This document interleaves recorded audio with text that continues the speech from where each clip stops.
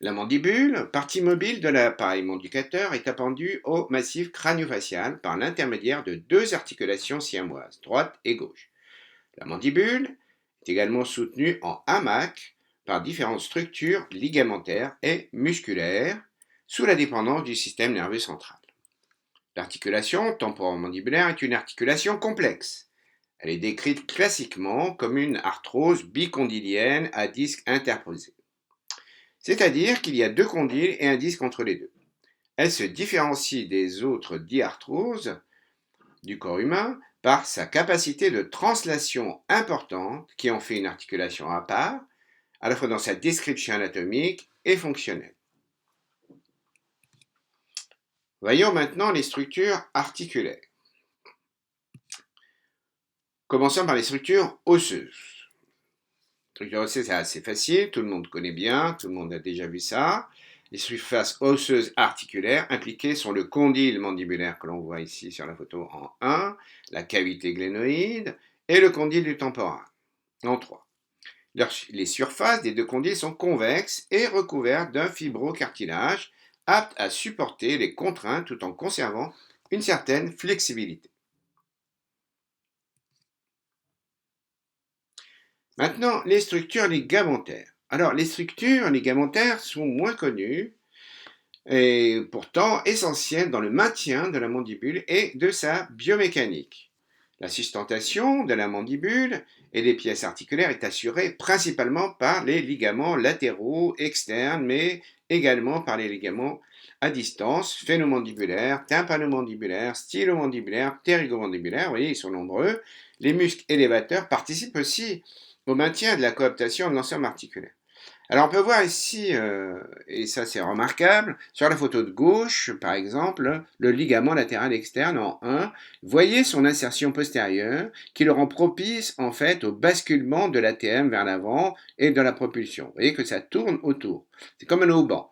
Et sur la photo de droite, on voit quelques ligaments, puisque la préparation ne les a pas toutes présentées, mais quelques ligaments. Ici en 4, le ligament tympano-mandibulaire et en 5, le ligament stylomandibulaire.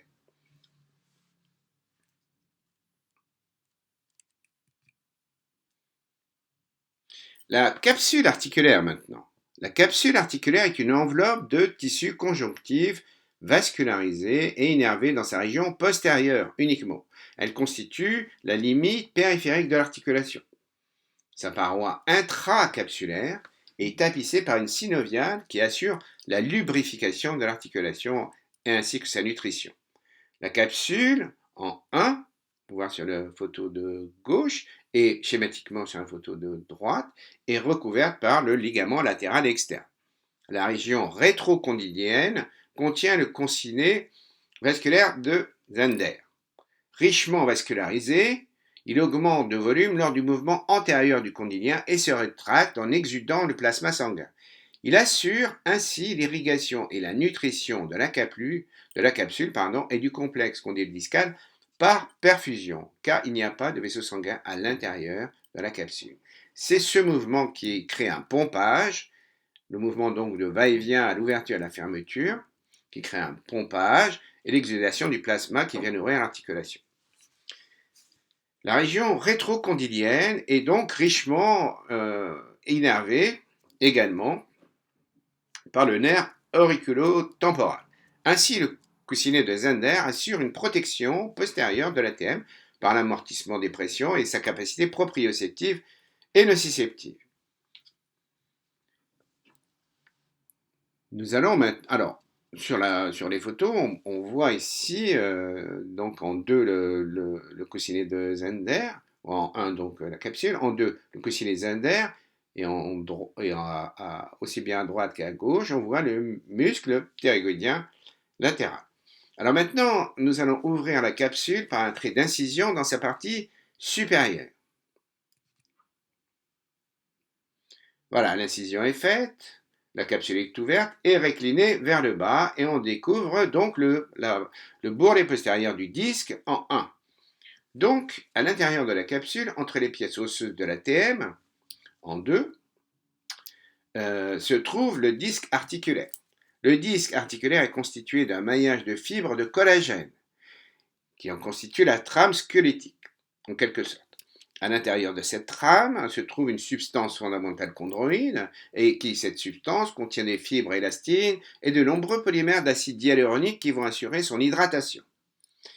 Le disque articulaire n'est pas non plus une structure inerte. Il contient de nombreux chondrocytes dont l'activité contribue au renouvellement constant des constituants du disque. Donc le disque se renouvelle constamment. La compréhension de cette capacité de renouvellement et de remodelage a modifié les stratégies thérapeutiques des troubles temporomandibulaires. Enfin, plutôt des troubles articulaires. Les thérapeutiques actuelles visent à libérer ou soulager les contraintes articulaires pour favoriser un remodelage dans les meilleures conditions biomécaniques, le but étant de créer donc soit un remodelage, soit carrément un néodisque. Le disque est lié aux structures voisines par plusieurs ligaments. Dans sa partie postérieure, la lame bilaminaire, qu'on peut voir ici sur la photo de droite au numéro 3. La partie inférieure de ce ligament est reliée au condyle, comme on peut le voir ici. La partie supérieure est reliée à l'os tympanal. Cette portion ligamentaire est reliée et repliée sur elle-même, de sorte qu'elle va se déployer pour accompagner le disque lors de la translation antérieure du condyle mandibulaire. Donc, en fait, la lame bilaminaire est repliée sur elle-même, et lorsque le condyle avance, cette lame se déploie et ça permet donc le déplacement. Dans sa partie antérieure maintenant, le ligament discal antérieur se confond avec la capsule. Dans la portion inférieure de la lame tendineuse qui se prolonge par des faisceaux tendineux supérieurs du ptérygoïdien latéral. La portion inférieure de la lame tendineuse, je répète, qui se prolonge par des faisceaux tendineux supérieurs du ptérygoïdien latéral. Sur la photo, qu'on voit bien sur la photo de gauche au numéro 4. Lame tendineuse antérieure. Prolonge le ptérygoïdien latéral. Latéralement, le disque est maintenu étroitement à la surface condylienne par des ligaments latéraux externes et internes.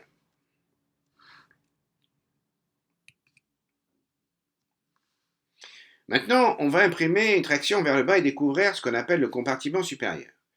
Alors, le disque, lui, est fermement maintenu par le ligament externe et interne, et donc va accompagner le mouvement du condyle lors de cette traction. Donc, il vient avec. Alors, du point de vue fonctionnel, donc le disque divise l'articulation temporomandibulaire en deux compartiments différents. Le compartiment supérieur ou temporodiscal, délimité donc par la cavité glénoïde en haut et la surface supérieure du disque en bas. Et qu'on voit ici en 3. Le compartiment inférieur ou condyle discal, délimité par la surface inférieure donc du disque et le condyle mandibulaire, qu'on verra plus tard. Les fibres intracapsulaires du compartiment supérieur sont lâches. Elles autorisent une translation, ainsi qu'un déplacement latéral dans une moindre mesure. Un certain degré de décoaptation du disque par rapport à la surface temporale est également permis, ce qui nous a aussi permis, nous, de faire cette traction.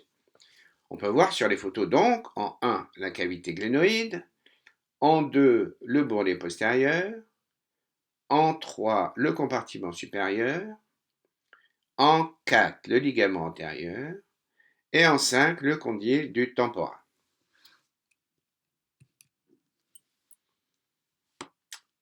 Le disque articulaire maintenant. Ici, plus précisément, le disque articulaire, le disque sur la tête condylienne vu de face.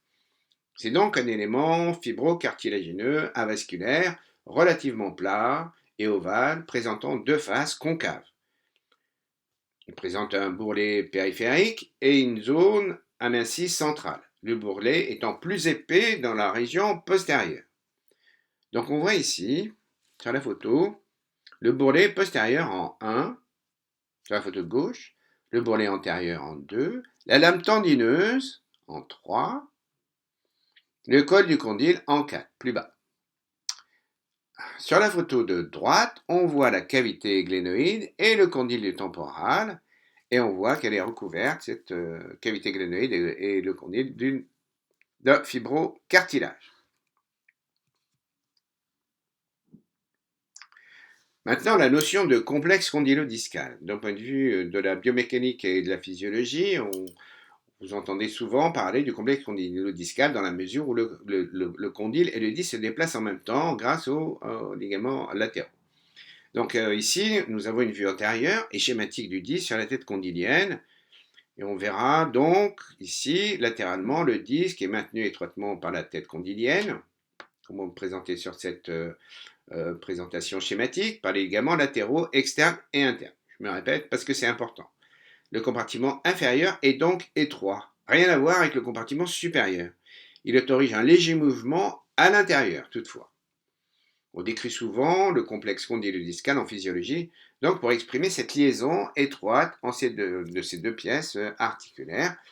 Donc on voit sur la photo ici donc, le disque en 1, en jaune, en dessous en 3, ici la tête condylienne, et en 2, de part et d'autre, on voit les ligaments externes et internes. Un petit peu plus bas, en 4, nous avons le col du condyle. Alors maintenant, comment ça fonctionne? Alors voilà, donc on a vu que les fibres capsulaires du compartiment inférieur maintiennent fermement le disque sur le condyle par les attaches latérales externes et internes.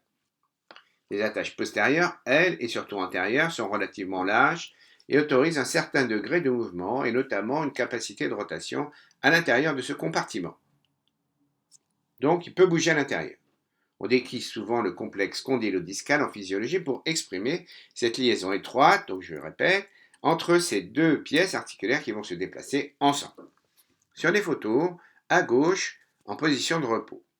À droite, lors de la translation de l'ATM pour l'ouverture, le complexe condylodiscal se déplace en translation,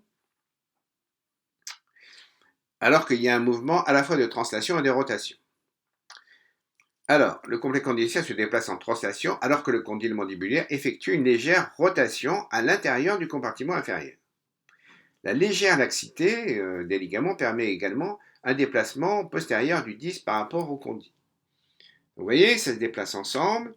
Il y a une petite rotation donc la mandibule va basculer vers le bas. Le condyle va avoir une petite rotation à l'intérieur de ce compartiment inférieur et ensuite une translation qui va donc accompagner le mouvement. Comme il y a une laxité légère, le disque, lui, se déplace aussi en cours de mouvement de translation légèrement vers l'arrière. Voilà, on en a fini avec les structures articulaires, c'est suffisant. Les structures musculaires maintenant. Donc la musculature, l'appareil mandibulateur, en tout cas celle que nous allons examiner, va concerner les muscles dits élévateurs. Alors, lorsqu'un mouvement est effectué, l'ensemble de la musculature est impliqué dans des activités agonistes, antagonistes. Bon, c'est une description classique. Il reste néanmoins classique aussi d'attribuer à chaque direction à chaque mouvement un muscle privilégié. Ce rappel anatomique portera sur les muscles qui sont impliqués dans les troubles temporomandibulaires et on va décrire leur examen à la suite. Donc, maintenant, nous allons voir le masséter superficiel, un gros muscle. Masséter superficiel. Sur la photo de gauche, on peut voir, donc, pour situer la capsule articulaire en 1, donc vous voyez, en haut sur le coin, en haut à gauche, en 1, c'est la capsule. Un petit peu plus bas, en 2, c'est le rebord, l'angle goniaque. Voilà. Et en 3, un petit peu plus haut, le zygomatique. Donc le masséter est un muscle important et puissant. Il s'étend de l'angle goniaque, donc externe, comme on vient de voir, à l'ozygomatique, donc en 3, ainsi qu'à la partie antérieure de l'apophyse zygomatique. Ça englobe un petit peu l'apophyse. Il se dirige en oblique vers le haut et vers l'avant. Il permet, et c'est important de voir qu'il se dirige vers le haut et l'avant, parce qu'après, quand on verra à l'examen clinique comment le palper, il est important de savoir dans quelle direction se trouve le muscle.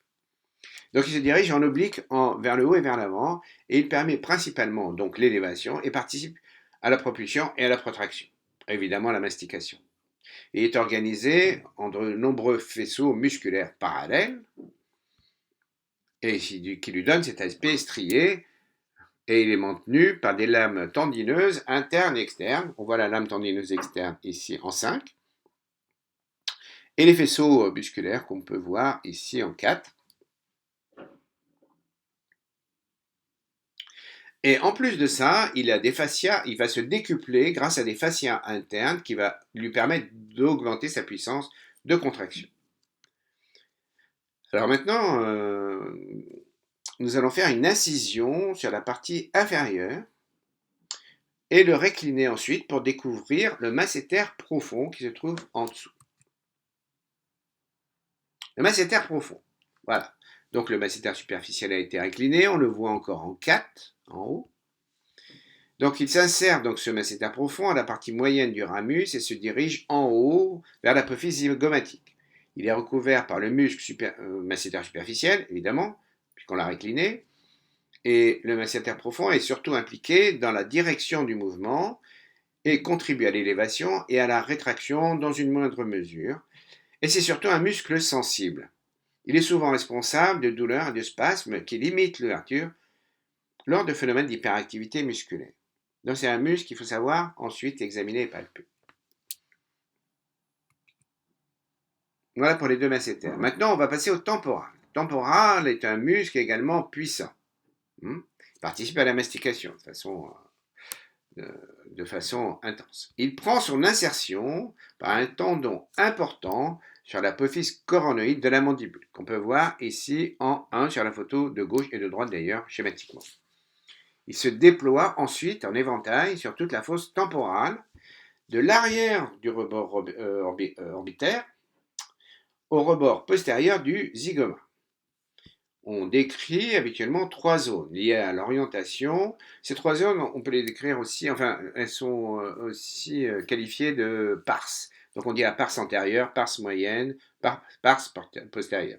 Donc 3 zones, et ces 3 zones sont liées à l'orientation des fibres musculaires, mais également à leur fonction. Donc le temporal antérieur, en 2A, voyez, il est bien identifié, voyez, est composé de fibres verticales.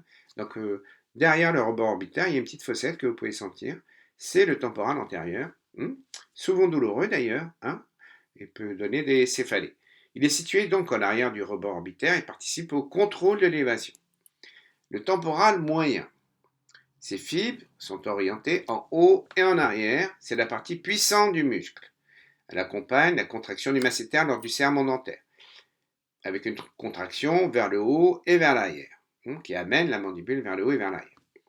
Le temporal maintenant postérieur. Donc ces fibres sont horizontales et dirigées vers l'arrière. Ils participent au contrôle de la rétraction mandibulaire. Donc c'est important d'avoir l'orientation des fibres musculaires pour pouvoir ensuite les examiner convenablement. Maintenant, nous allons passer au complexe ptérygoïdien. Complexe ptérygoïdien. Donc, les muscles ptérygoïdiens se situent sur la surface interne de la mandibule. Pour ça, ils sont difficiles à mettre en évidence dans la dissection et surtout difficiles à photographier. Bon, j'ai quand même mis un exemplaire d'une photographie d'un ptérygoïdien sur la photo de gauche. Donc, c'est un ptérygoïdien latéral. Donc, ce muscle, il est classiquement décrit comme 2 chefs. Mais vous voyez que sur la photo, on a du mal à les déterminer. Donc, le chef supérieur, qu'on va identifier en 1 sur la photo, il s'insère à la surface infratemporale du sphénoïde, sur la région sous-condylienne antérieure. L'insertion du chef supérieur sur le disque est controversée. On considère aujourd'hui que seules quelques fibres musculaires ptérygoïdiennes supérieures ont une insertion discale. Bon. Le chef inférieur maintenant, qui s'étend du col du condyle mandibulaire à l'intérieur de l'aile latérale du processus ptérygoïde, lui, il permet l'ouverture et la propulsion en contraction bilatérale, parce qu'il contracte des 2 côtés, il avance la mandibule, et on observe également une activité en fermeture. La contraction unilatérale provoque la déduction contralatérale de la mandibule, de l'autre côté. Maintenant, le ptérygoïdien médial. Ici, en 4, sur la photo de droite. Il est toujours représenté graphiquement car il est très difficile à isoler lors de la dissection. Il est l'homologue du masséter sur la partie interne de la branche montante de la mandibule. Il s'étend de l'angle goniaque interne à la fosse ptérygoïde du processus ptérygoïde. C'est un muscle puissant également. Il permet l'élévation et le serrement dentaire. La contraction unilatérale provoque la dissection contralatérale de la mandibule. Et ça, c'est important de le savoir parce que lors de l'examen, on va le provoquer pour savoir si c'est ce muscle-là qui provoque la douleur signalée par le patient. Il va participer également à la propulsion. Voilà. Bon. Alors, eh bien, nous en avons terminé avec ce chapitre. Nous avons vu les structures que nous allons examiner et je vous retrouve une prochaine fois pour l'examen clinique.